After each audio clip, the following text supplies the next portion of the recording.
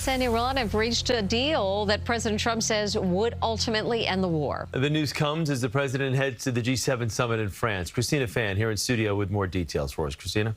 Well, Chris and Mary, this tentative deal is certainly going to be in the spotlight at this week's summit, and there are still a lot of moving parts before it's officially signed. The U.S. and Iran have conflicting accounts of what comes next, and Israel's prime minister has expressed he's not fully on board.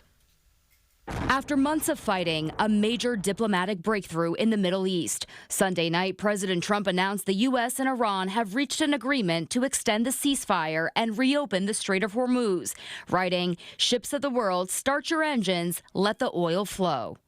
While the exact terms of the deal are unclear, Pakistan's prime minister says mediators will facilitate a series of meetings this week before a signing ceremony is held Friday in Switzerland.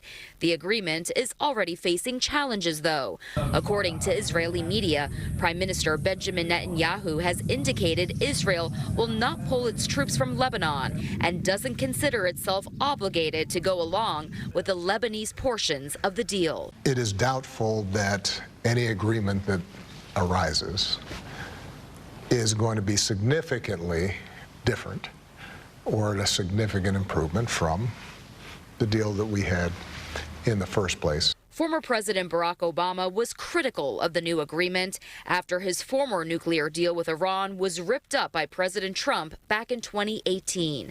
On Sunday, Secretary of Defense Pete Hegseth countered Obama's claims. They begged Iran for a deal, and we bombed Iran and then put in a blockade and then ran ships through and then have restarted when necessary to ensure that they come to the table for a great deal. The latest developments in Iran will affect the dynamic of the G7 summit in France this week, where leaders of the world's most powerful democracies are meeting to talk about the world's most pressing issues, including the war, which has taken a toll on European economies, perhaps even more so than the U.S., because Europe gets so much of its oil from the Middle East.